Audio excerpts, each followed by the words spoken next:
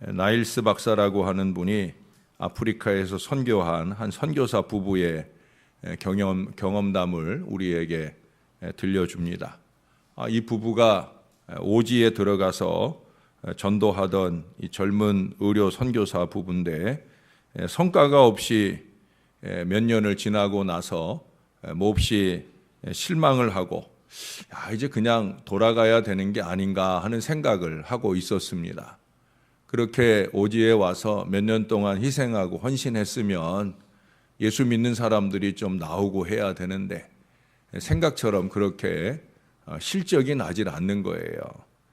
그런데 그러던 날 어느 날 한 여자가 아이를 데리고 왔어요. 열이 펄펄 나는 아기를 데리고 왔는데 이 부부가 이 아기를 회복시켜 보려고 살려보려고 약도 처방을 하고 또 주사도 놓고 한 이틀 동안을 꼬박 그 아이에게 매달려서 최선을 다했는데도 불구하고 안타깝게도 그 아이는 그만 세상을 떠나고 말았습니다. 선교사 부부는 많이 낙심이 됐지만 자기들보다 더 낙심이 돼 있는 그 아기를 잃은 그 어머니, 그 집에 가서 3일 동안이나 함께 위로하고 예배하며 장례 일정을 잘 마쳤습니다. 그리고 돌아왔는데 그 다음 주일에 평소에는 한 5-6명 모이는 예배인데 그런데 그날 그 전도소에 무려 50명이 넘는 사람들이 몰려들어서 그 좁은 전도소에서 예배할 때 서서 예배하는 그런 사람들도 많이 있을 정도였다는 거예요. 어찌 그런 일이 있었나 알고 보니 그 이유는 바로 이 죽은 아이의 부모가 생생한 체험을 그 마을 사람들에게 간증했기 때문입니다. 단순히 선교사 내외가 자기네들의 슬픔에 함께했다 그런 의미로서만 아니라 이 부모는 선교사와 함께 사흘을 지내면서 슬픔을 이기고 마음이 평화스러워졌다라고 하는 거예요. 육신의 죽음은 시작일 뿐이라는 영원한 하늘나라 이야기를 처음 듣게 되면서 그들은 걱정스럽고 고생스러운 생활과 자식의 죽음을 놓고도 그 마음에 희망을 품게 되었다. 그래서 이 땅에 예수 잘 믿다가 우리가 천국에 가서 그렇게 먼저 죽은 아이를 만날 수도 있다 하는 이 소망의 마음을 품게 되고 그 마음을 마을 사람들에게 전하면서 놀라운 은혜의 역사가 일어나게 되었다는 거예요. 여러분, 죽은 아기를 살려주는 것만이 기적이고 위로가 아니라는 거예요. 비록 그런 역사가 일어나지 않더라도 성령의 위로를 가지고 그 모든 슬픔을 깊이 나눌 수만 있다고 하면 많은 영혼을 살리는 진정한 기적의 역사는 반드시 일어나고야 마는 거예요.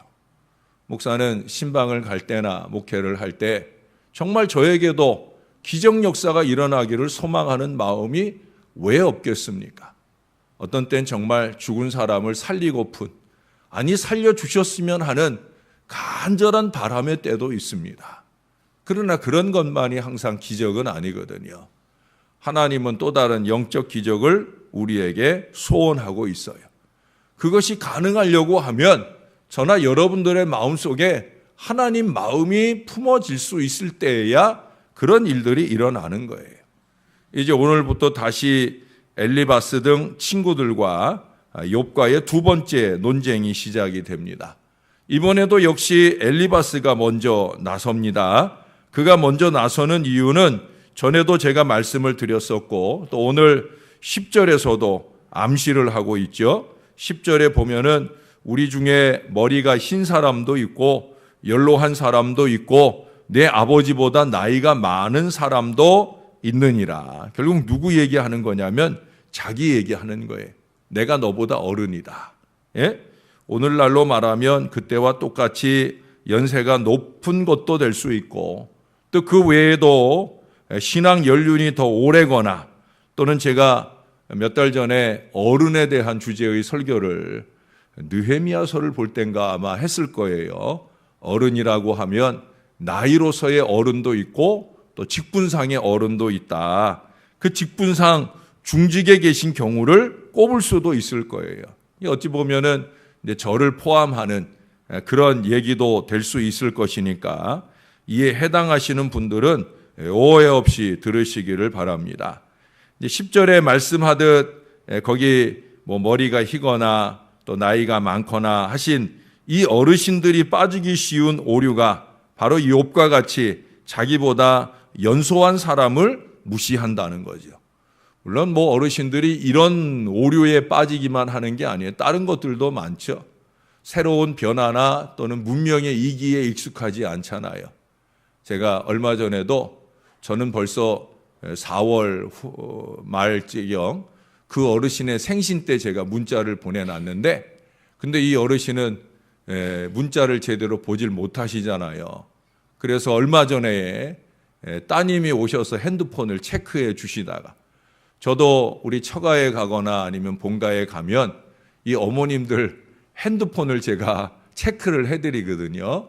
그래서 지난 문자라든지 이런 것들을 제가 읽어드리기도 하는데, 아마 따님이 오셔서 그 권사님의 그 오래된 문자를 이렇게 읽어봐 주시는가 봐요. 근데 제가 생신을 축하하는, 그것도 팔순 생신을 축하하는 문자를 보내놨는데 한 달 반이나 지나서 이제 따님이 그걸 읽어주셨어요.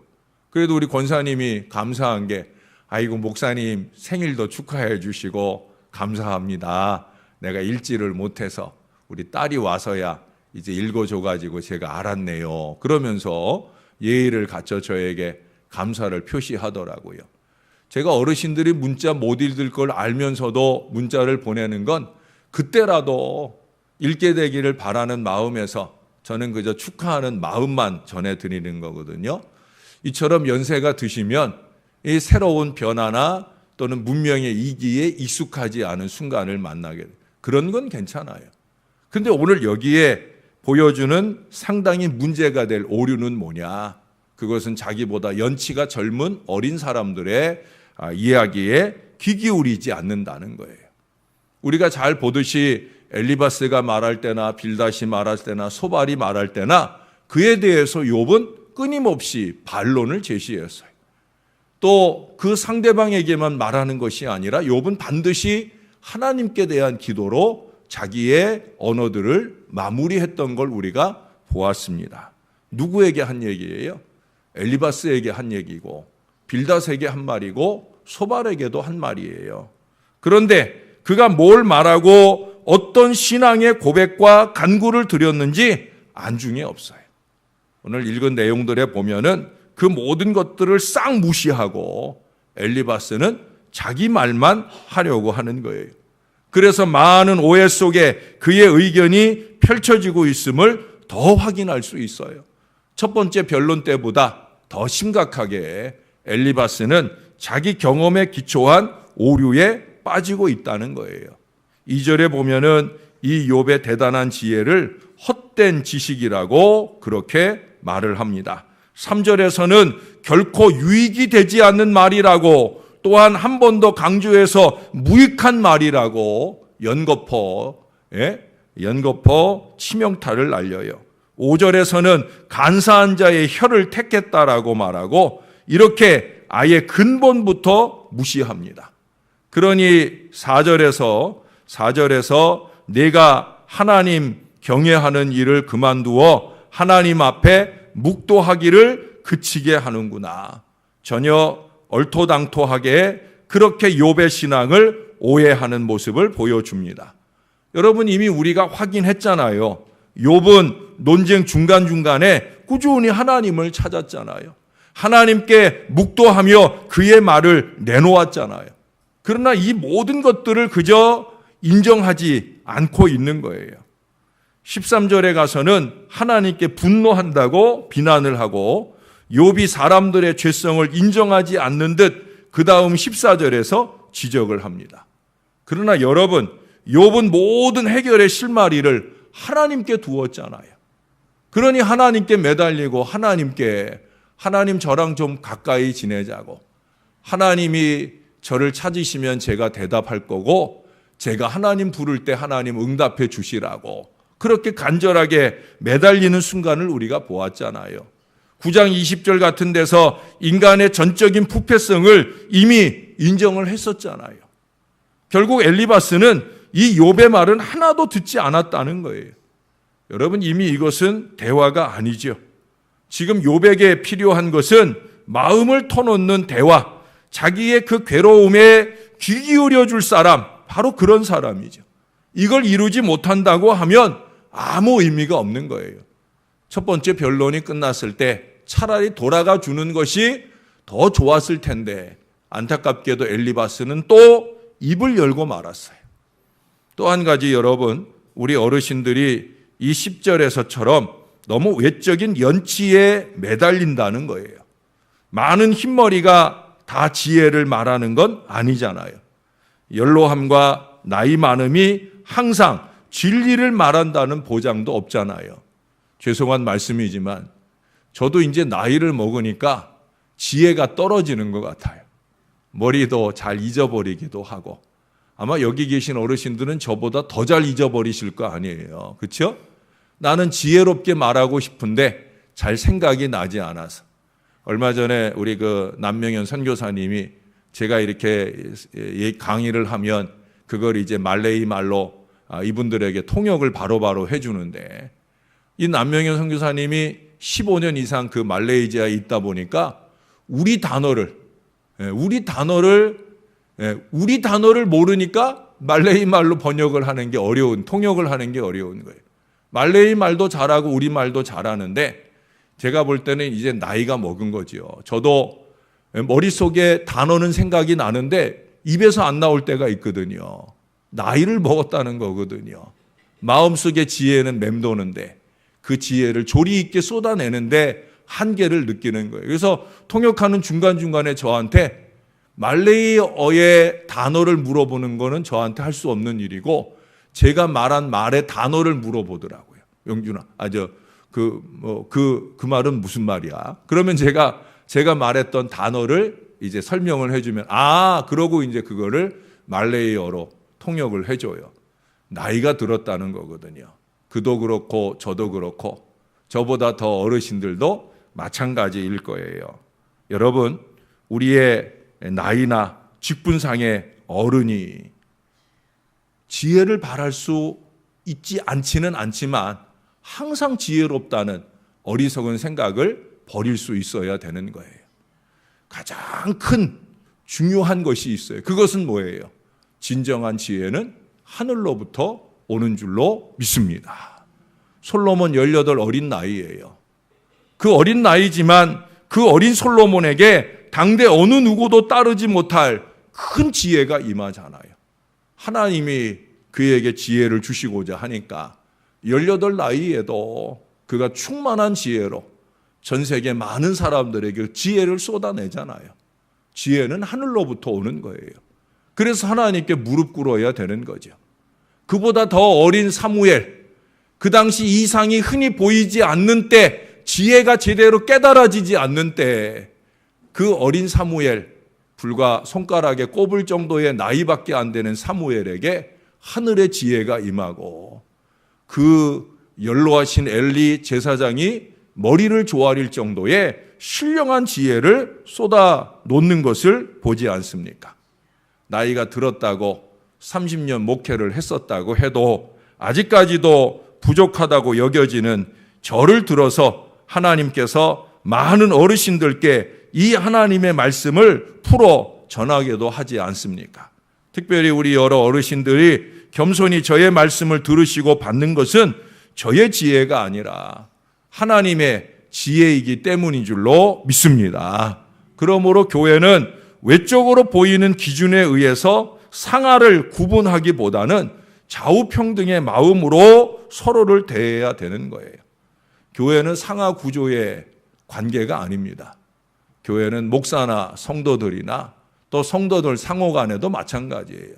서로의 평등 관계 속에서 서로를 대할 수 있어야 되는 거예요. 서로에게서 한 가지라도 더 배울 겸손함이 몸에 배야 하고, 서로에게 절망과 상처와 무시를 안겨주기보다 위로와 소망을 줄 수 있어야 비로소 교회인 거죠. 특별히 어려움 중에, 연약함 중에 있는 이들에게는 더욱더 그래야 할 것입니다. 여러분, 뉴욕에 있었던 유명한 이야기 중에 타이포이드라고 하는 말은 장티푸스라는 말이에요. 타이포이드 메리의 이야기가 있어요. 왜 이 사람의 이름, 메리의 이름에 그 앞에 타이포이드, 장티푸스라고 하는 별명이 붙었을까? 원래 이 여인의 이름은 메리 말론입니다. 근데 이 여인이 그 당시 무서운 전염병으로 알려진 발진 티푸스 보균자였어요. 그랬기 때문에 이 여인을 타이포이드, 장티푸스 메리라고 이렇게 명명을 하게 되어집니다. 그렇게 신문에 그 타이포이드 메리라고 하는 제목으로 대서특필하게 된 이유가 있어요.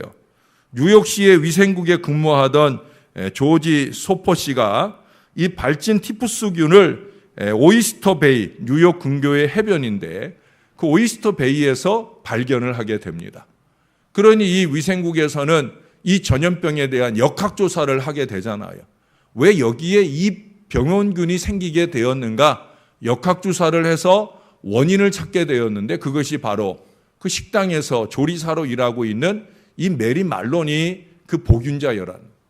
이 여인을 빨리 병원에 격리해가지고 치료를 해야 그녀로 인해서, 더군다나 식당에서 일하는 여인이 이 티푸스 보균자로서 음식을 조리해내면 그 음식 먹는 모든 사람들이, 그와 접촉하는 모든 사람들에게 전염이 되잖아요. 그러니 빨리 이 사람을 찾아가지고 병원에 입원을 시켜서 치료를 해야 되는데 이 어리석은 메리가 그 사실을 자기가 깨닫게 되면서, 자기를 찾고 있는 걸 알게 되면서 오히려 잠적을 해버려요. 2번이나 주소를 옮기고 도망 다니는데 결국에는 그 조지 소퍼라고 하는 분이 그녀를 찾아내서 결국 그녀를 병원에 격리 입원시키게 되어진다는 거예요. 더 놀라운 것은 이 타이포이드 메리는 이 발진 티푸스만 아니라 무려 6개의 전염병을 품고 살고 있었더라는 거예요. 그냥 자기 혼자 품고 자기 혼자 죽을 날을 받아놓는 게 아니라 그것을 이 사람 저 사람에게 전염시키며 살았었다라고 하는 거예요. 여러분, 이 메리라고 하는 말을 우리 성경에서는 마리아라고 합니다. 같은 이름의 성경에 여인이 나오죠. 바로 예수님의 어머니 마리아예요. 빛과 생명과 인류의 소망을 잉태하여 그 이 세상에 운반한 사람이 바로 예수님의 어머니 마리아입니다. 그러나 반대로 타이포이드 메리는 공포와 죽음을 운반하고 있었던 겁니다. 사람은 누구나 무엇인가를 운반합니다. 어떤 사람은 희망을 운반하고 어떤 사람은 죽음을 운반합니다. 어떤 사람은 기쁨을 운반하고 어떤 사람은 슬픔과 걱정거리를 운반합니다. 이 사람과 만나면 늘 걱정이 생겨요. 이 사람과 만나면 늘 마음의 위로와 기쁨이 생겨요. 사랑하는 여러분, 신앙인은 어떤 쪽의 사람이어야 되겠습니까? 저와 여러분은 우리가 원하든 원치 않든 이 2가지 중에 하나를 운반하는 인생을 살 수밖에 없어요. 오늘 엘리바스처럼 나이값도 연륜값도 못하는 어리석은 말로 사람들, 그것도 연약하고 어려운 이들에게 상처나 아픔만 운반해 주는 사람이어서는 절대 안 될 거예요. 저는 신방의 동행자를 가립니다. 우리 아내가 많은 보수가 보장되어 있는 방송국을 제가 이 교회에 부임하자 몇 달 안 돼서 그만뒀어요. 우리 아내가 많은 물질의 여유를 가질 수 있는 방송국 일을 그만둔 이유는 딱 하나예요. 저의 신방에 동행하기 위해서예요. 예. 다른 거 없어요. 나가서 하루 이틀 일하면 많은 돈을 벌 수 있지만 그럼에도 불구하고 물질의 이익보다 저의 목회적 유익을 위해서 제 아내는 방송국 일을 그만두고 제가 신방 가자 하면 어느 때든지 단장하고 함께 나섭니다. 저는 아내를 신방에 동행하는 다른 이유가 있지 않아요.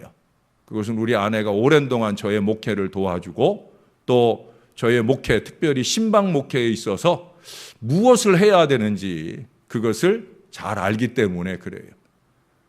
분명히 신방을 갈 때 신방 대상들이 여자들이 많거든요. 그러니 여자를 동행하고 가야 되는데 제가 지나온 목회 여정 중에 권사님들 모시고 신방 갔다가 난처한 순간들을 많이 만났어요. 그래서 저는 신방을 동행하는 게 이게 사랑방 신방을 할 때는 어쩔 수 없이 리더 헬퍼들을 모시고 가는데 그럴 때 뜨끔뜨끔할 때가 많이 있어요. 여기 오신 여러분들은 혹시 신방에 동행할 일이 있으면 제일 목회자의 신방에 잘 지혜롭게 신방을 동행해 주는 좋은 비결은 뭔지 아세요? 입을 딱 닫고 있는 거예요. 예? 입을 딱 닫고 있는 게 신방을 제일 잘 동행하는 거예요. 입 열기 시작하면 자기도 모르게 실수가 나와요. 사람이라는 게 자기도 모르는 자랑도 나오고, 지금 자식 때문에 걱정인 집에 가가지고 자기 자식 자랑하는 권사님들이 간혹 있어요. 그 가정에 위로가 필요한 게 뭔지, 그 가정에 목사는 계속해서 신방하면서 마음으로 묵상하고 가장 하나님이 주시는 지혜의 말씀이 뭔지 골몰해서 그 말씀으로 은혜 나누고 예배하는데, 예배 다 드리고 나면 교제하는 동안에 앞에 드렸던 은혜 예배를 싹 까먹게 만드는 그런 언어를 구사하는 분들이 안타깝게도 있어요. 그래서 저는 섭섭할 수도 있지만 신방의 동행자를 저는 구분합니다. 가능하면 말 없는 사람, 자랑이 없는 사람, 그래서 내가 모시고 가도 괜찮은 사람. 제일 편한 게 누구예요? 제 아내죠. 그래서 1차적으로는 우리 아내를 동행하고 또 필요하다고 하면 한두 분 모시고 가야 될 상황일 때에도 가능하면 말 없는 분, 가서 그저 미소 천사로만 동행해 줄 그런 분을 제가 모시고 갑니다. 사랑하는 여러분, 전에도 어떤 분이 그 말조심이 안 돼서 어려움을 당한 순간들을 여러 번 만났기 때문에 그런 거예요. 사랑하는 여러분, 우리는 기쁨을 운반하고 희망을 가져다 주고 위로와 용기를 품게 해주는 그런 사역에 쓰임 받을 수 있어야 합니다. 함께 있으면 괴로운 사람, 답답한 사람, 시험 들게 만드는 사람, 이런 어리석은 사람보다 한마디 말을 지혜롭게 할 줄 몰라도 그래도 잔잔한 미소가 힘이 되고 위로가 되고 격려가 될 수 있는 그런 사람, 저도 더 그런 사람 되기 위해서 노력할 것이고, 여러분들도 그런 건강한 신앙의 지혜로 충만한 하나님의 사람들이 될 수 있기를 우리 구주 예수님의 이름으로 간절히 축원합니다. 기도하겠습니다. 하나님, 우리는 간혹 착각합니다. 내가 세상의 기준으로 말하는 그 직분이 높을 때 지혜로울 거다. 내가 나이가 많고 배운 게 많아서 지혜로울 거다. 또 내가 말을 많이 하면 지혜로울 거다. 어리석게 착각할 때가 많이 있습니다. 그러나 성경은 우리들에게 다른 지혜를 말씀합니다. 하늘을 향하여 창문이 열려 있는 사람, 하늘을 향하여 더 많이 무릎 꿇고 묵도하는 사람, 그 하나님께서 마음에 주시는 감동을 따라 말하고 행하는 사람, 이것이 진정한 지혜인 것을 깨닫는 저와 이 모든 자녀들이 되게 하여 주옵소서. 우리는 무엇을 운반하고 다닙니까? 우리가 만나는 많은 사람들에게 우리는 혹시 걱정거리를 안겨주진 않습니까? 염려거리를 안겨주지 않습니까? 좌절과 실망을 안겨주진 않습니까? 부족한 종이나 여기 사랑하는 주의 자녀들이 우리와 만나는 모든 사람들에게 희망과 기대와 위로를 안겨줄 수 있도록 도와 주시옵소서. 특별히 슬픔과 어려움을 당해 신음하는 주의 자녀들에게 찾아갔을 때 우리에게 필요한 지혜를 충만히 더하여 주시옵소서. 그래서 우리를 만나는 것이 위로를 만나는 것이고, 우리를 만나는 것이 하나님의 손길을 만나는 일이 될 수 있도록 하나님 우리를 사용하여 주시옵소서. 우리 부족한 종들에게 성령의 충만을 주셔서 이 지혜로 쓰임받는 하나님의 사람들 다 되게 하여 주시옵소서. 어제도 많은 일꾼들이 세워졌습니다. 어떤 사람에게는 불만이 될 수 있고 어떤 사람에게는 긍정이 될 수 있으나 이러나 저러나 해도 하나님, 이 일꾼들이 오늘 우리가 주신 말씀처럼 그렇게 이 땅에 소망을 주고 지역사회에 건강한 변화를 주는 그런 일꾼들로 세워 주옵소서. 그들의 소속이 중요한 것이 아니라 그들이 하나님을, 백성들을 두려워하는 건강한 일꾼들로, 청렴한 일꾼들로 잘 쓰임받을 수 있도록 도와주시옵소서. 그들이 내건 공약들을 지켜내기 위해 목숨 걸고 일하게 하시고 무엇보다 이 땅의 평화와 안정을 온전하게 실현해가는 좋은 일꾼들로 변화시켜 사용하여 주시옵소서. 우리 하나님, 우리가 할 일은 나라를 위해 기도할 일일 뿐입니다. 우리가 할 일은 앞장 세운 어른들을 위해 기도할 일일 뿐입니다. 이 믿음의 기도가 교통되어지며 우리 교회가 행복하게 이 지역과 이 나라가 더욱더 살기 좋은 공동체로 변화되는 역사가 일어나게 도와주시옵소서. 감사합니다. 예수님의 이름으로 기도합니다. 아멘.